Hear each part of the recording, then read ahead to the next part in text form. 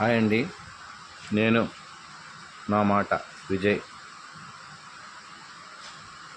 నేను చెప్పింది జరుగుతుందో, నేను చెప్పిన తర్వాత జరుగుతున్నాయి నేను చెప్తున్నాను. నాకు కనబడుతున్నాయి, వినబడుతున్నవి. నాకు చెప్తున్న వాళ్ళు ఆ సర్వేశ్వరుడైన శివుడు.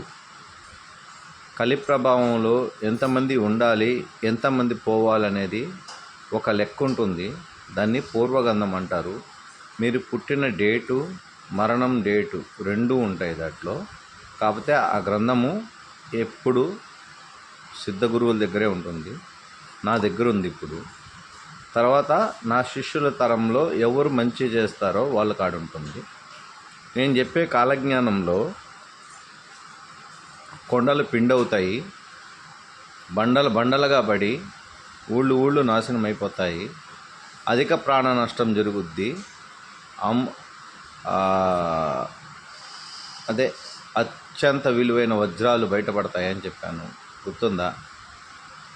ఒక ఊర్లో ఈరోజు జరిగిన ఇన్సిడెంటు, ఒక కొండ అంటే ఒక పర్వతం తనకు తానుగా కూలిపోయి 300 ఇళ్ళు మొత్తం ధ్వంసం చేసి ఆ ఊరు కనపడకుండా చేసేసింది మొత్తం. అసలు జనం అనేవాళ్ళు దాంట్లో ఉన్నవాళ్ళు మొత్తం ఒక్కరు కూడా మిగిలారని గ్యారంటీ అయితే లేదు. ఎందుకంటే మొత్తం శ్మశానం అయిపోయింది ఆ ఊరు. ఆ ఊరు అనేది కనపడటంలా మొత్తం. కొండలు ఇన్ని సంవత్సరాలు, ఒక చిన్న క్లారిటీ కోసం మిమ్మల్ని అడుగుతున్నాను, ఇన్ని 100 సంవత్సరాల్లో కొండలు వాటికై కూలడం ఎప్పుడన్నా చూసారా?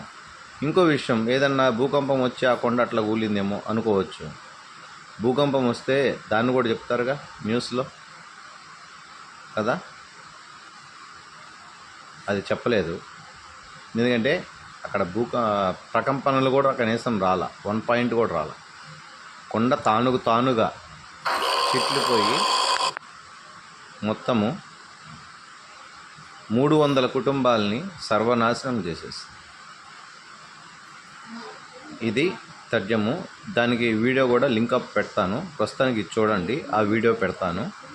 ఆ అబ్బాయి ఫోన్ ఎత్తలేదు. ఆ వీడియో మళ్ళీ కలిపి పెడతాను, ఓకేనా? 300 ఇళ్ళు, దాంట్లో ఉండే జనాభా ఇంకా కౌంట్